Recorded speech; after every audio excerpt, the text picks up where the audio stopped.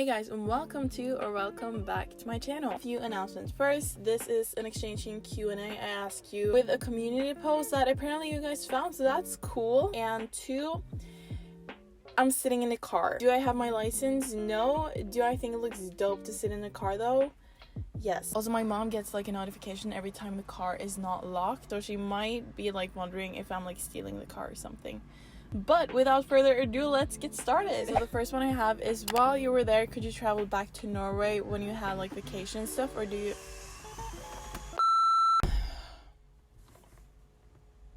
I live in a very noisy area. Anyways, or did you have to stay in the US the whole time? Because of the program that I chose, which was called Classic High School, I was not allowed to. I mean, if you really want to, you probably could like arrange that, but like I didn't really have the desire to do that. But I'm pretty sure if you did like the Select High School program that they have, you could travel back home. But I don't know, I feel like it's kind of a waste if you're there the whole year and then go home for like Christmas. And I think it's kind of strict rules about the parents coming to you and visit because of homesickness and stuff, but I wouldn't really recommend, or like I don't really see the point in going home. You have the rest of your life at home.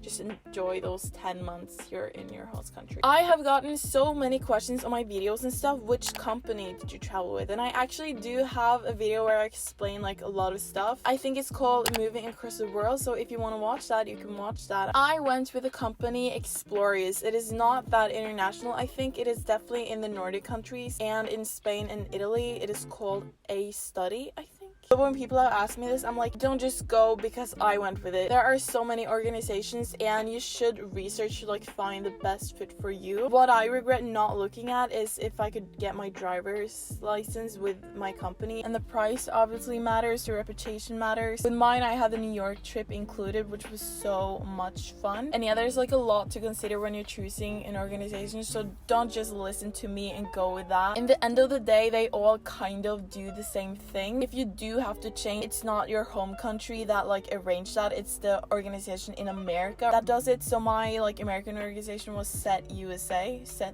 I'm happy with Express, I'm happy with Set USA, but that doesn't mean it's the right organization for you, I guess. Okay, next question. Was it hard to make friends? I do talk about this in my What Exchanges Don't Tell You video, and my answer to this is like both yes and no. I think it was easy to get like friends and people to talk to in classes and have friendly faces to like smile to in the hallway and stuff, but getting close friends and feel super comfortable asking to hang out and stuff, I did not think was that easy. Getting close exchange friends was really easy, like we didn't even have to try, it just like worked. But Americans, I don't think it was that easy to get close to. I know a great way to make friends is join a sport, and that is actually the next question. Did you join a sport? And this is what really sucked for me, because as I said, that is probably one of the best ways to get friends. But when I got there, the fall sport, I wanted to do volleyball, but they wouldn't let me, and the only other sport I think was cross country, but I was just not interested, which I regret so much. Cross country isn't my thing, but like I didn't have anything else to do. I was just like, no, that's like really not my thing, I'll just wait for like the other sports. But I'm like, why? First of all, that would have made me meet a lot more people. I would be busier in the afternoon, and if I didn't even get friends, I would at least like get some physical activity, you know. So I didn't do a fall sport. When a winter came, I could choose between basketball and swimming.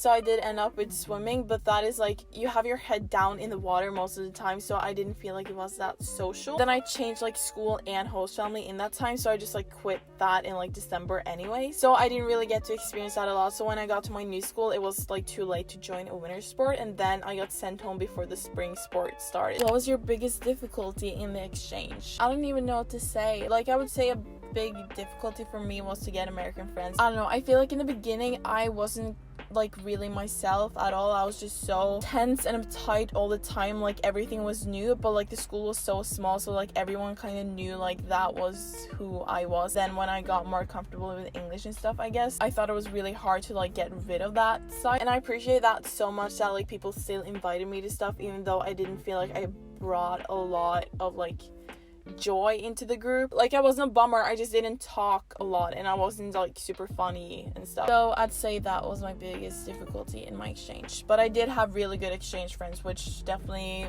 made me a lot less depressed. So thank you. Do you still speak to your host family? Yes, I do. We have FaceTimed a couple of times. We text kind of often. I'm not sure if I'm gonna do like an own video on this, but the reverse culture shock was pretty hard. Like my contact with my host family is like kind of in that reverse culture shock, because in the US I didn't really talk to my parents a lot because it made me more homesick, and I knew I was gonna come back anyways. But like with my host family now, I'm not like coming back to live there again, so I think it has been really hard how much I'm supposed to keep in touch with them, because it's really hard. Like when I see pictures of them and my two little brothers and stuff, I just want to be there so bad. But yeah, we do talk, and I'm definitely coming back to visit as soon as possible.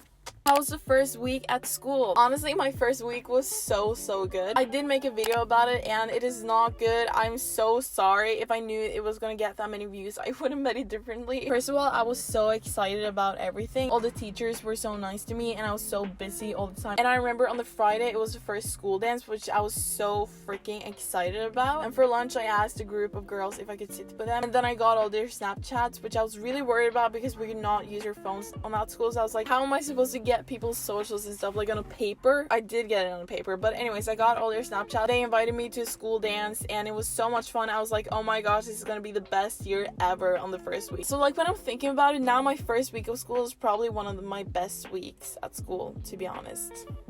So yeah, thank you for that question. What was the biggest difference between Norway and USA? I would definitely say like the social culture. Norwegians are really reserved and definitely appreciate privacy and personal space, while Americans are like so social and outgoing and talkative. And just like starting a conversation in the US was just a cool thing. Like in Norway, I don't feel that comfortable doing that, I guess, with strangers. What was the biggest lesson you learned this year? Wow, I think the biggest lesson I learned is that memories don't come from like sitting on your ass at home. I've always been an introvert, which means like being with people kind of requires energy from me, while being at home and being by myself, like I gain energy. So I love being by myself. I am never bored. I have so much fun with myself, but I don't think I am such an introvert as I've always thought I am anymore. Because my entire exchange, I wanted to say yes to everything. Like this was not a year to stay inside, and so I did that and I had so much fun. I made so many memories and I don't think it required that much energy from me. So in Norway, I've turned down a lot of opportunities just because I'm not in the mood and I don't have the energy to go to that thing that day. But I don't think that's the case anymore, because I'm not making any memories if I just stay at home by myself. Like as I said, I think it's fun to be with myself, but having conversations and making memories with other people is a lot more fun. And yeah, also that it is your life and you have to make the best of it. Like it's your choice to do stuff that makes you happy. No one else will do that for you. So that is definitely my biggest lesson that I'm bringing with me in life, which I am super happy about. How long did you spend at the homework for a week? On my first school, which was a hard school and definitely like a lot of work school, I didn't have like the hardest class, but I still had pretty much homework, so maybe 1 hour every day. Maybe that was a little much, and definitely more if I had tests and stuff. On my second school, which was a way easier school, and I really only had one hard class, so I didn't spend like a huge amount of time on homework, but I'm not really used to homework either, so it was kind of a lot to me. What was your favorite part of your exchange? That is also so hard. There are so many moments, and I don't know if that is what you mean by part, or like the host family part, or like whatever. I guess just like living in America, being a part of the culture, and like attending a real American high school and joining games and stuff like that. I wish I had a better answer for that question, but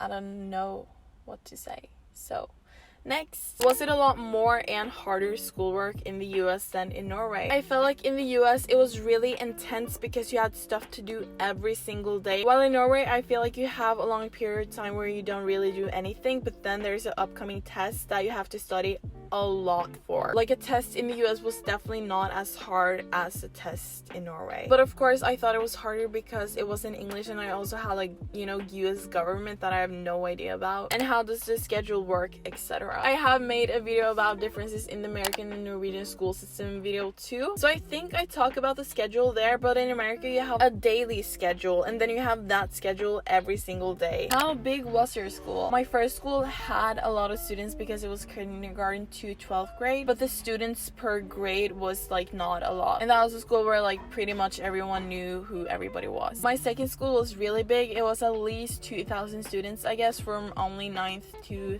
12th grade. So everybody definitely... Is he staring at me right now? Okay, weirdo. Well, everyone did definitely not know each other on my second school, which was kind of harder because no one knew you as an exchange student, and I guess like people didn't really approach you as much. But being a big school made it have a lot more like clubs and sports and like just a lot of more school spirit than the small schools, so they definitely like have its pros and cons. Be happy I got to experience both. What courses did you take? Okay, do I remember this? On my first school I had comic literature. We just read funny books and then we had to write like a funny piece and act it in front of our class. It was so embarrassing, but people laughed at me, so I was so happy. Then I had photography, super fun. Personal fitness slash weightlifting, so fun. Then I had math, a study hall, economics, US government, and world history. In my second school they like changed classes every quarter, so I only had 4 classes for a quarter, but then I left before the last quarters, which I was really excited about. But I had social media marketing, team sports, then I had an off period where I did German online, and then I had We the People, which is kind of like a US government class. That was all the questions from my community post, but I'm gonna answer a couple of questions I got in a lot of my videos too. I did get a question about if I was in a relationship and what I think about relationships while you are in an exchange year. I was not in a romantic relationship. I kind of wish. I think it would be so fun to like date in another country and like see that culture. So yeah, I guess like that's what I think about it. I think it would be a lot of fun, and then you obviously would like have someone to hang out with all the time and stuff, which I think would be nice, but I wouldn't let that person like ruin the rest. I think that would be a lot of fun, but I wouldn't like go in to make it happen. Like if it happens, it happens, and if it doesn't, it doesn't. I've also gotten some questions about money, and that is the only thing that's like stopping people, which I'm so sorry when I hear that. I luckily didn't really have to struggle with that because my parents say they would pay half of it, and then I think Norway is the only country that does it. But when you are an exchange student, you get, I think it's like $450 every month just for living abroad, because I see the value in studying abroad. So for 10 months that covers basically the half of it. So like the half would be from the state and then the half would be for my parents. But then when we already had paid and stuff, my organization chose to hold like a competition of like getting a free exchange year, so you could write a letter or make a video. So I was just like, okay, I have nothing to lose, like it's fun to make a video anyway. So I made a video. A little later I get a call saying I won. And I'm like, what the heck? So I got that for free. So for my part, money has not been a problem. I'm so grateful. What I would recommend is just like research for every single scholarship possible. I did that. I didn't really find a lot. Maybe an organization has like a way cheaper price than other ones. I think the organization Rotary like send people for free. I think I know someone who did that. Get a job and work, do something for grandparents. High school exchange really is once in a lifetime opportunity. I have talked about this in another video I made. It's just like a shout out to all my exchange videos. It is an expensive thing, but it's also like priceless, you know? So I guess you have to consider if you think it's worth it, but I really hope you'll go. After I filmed this video, I still got a question on my post, so I thought I would include, because I'm probably not gonna make a part 2. So I just want to get it all in here. And the first one is best advice for new exchange students. To this, I would probably say just don't hold back. I know that is super hard in the beginning because like everything is new. You have no idea how stuff works and you don't want to like embarrass yourself or seem like rude because you don't know the culture and stuff. But don't hold back starting conversations and like talking to people. I know it is so hard, it is so uncomfortable, and you just wish like for everything in the world they would come to you first. But don't hold back, go out of your comfort zone, talk to people. Say you're an exchange student, ask the way to the library, ask someone what a weed arc is. I now know what a weed arc is. Weekly, daily reading questions. Like, oh my gosh, that class with the quiz the first week was horrifying. I felt so stupid with freshmen. Also, get super involved with your host family because they are a huge, if not the main thing about your exchange. And I think it is super important that you like get involved with them and get to know them. I know in the beginning you probably just want to like relax by yourself alone in your room, but watch TV with your host family or cook something from a home country. I should have done that way more. Like, I don't think I made one Norwegian dish, and that wasn't even for my host family. It was for like a party. So yeah, don't hold back and get involved with with your family is 2 things that I definitely wish I did more. And then to the final question, was the first month living with your host family awkward? And if it was, how long did it take for you to feel fully comfortable? I would probably not use the word awkward, but it was definitely weird. So what I recommend to do is just like get to know your host family before you go. That'll probably make the like first month easier. I think I expected it to be a lot more awkward than it was. I honestly didn't really think about that a lot, but if you feel like it is pretty awkward, I would honestly just say fake it till you make it. Just like grab something from the fridge, and when you have done that enough times, it'll feel natural. And even if you feel super weird going to eat breakfast in the garden or whatever, just like do it. You don't have to ask for permission to go out in the garden. So yeah, I think that would be my answer to that. And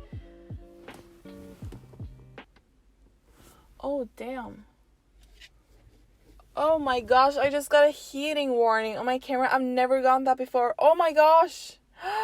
No, am I ruining it?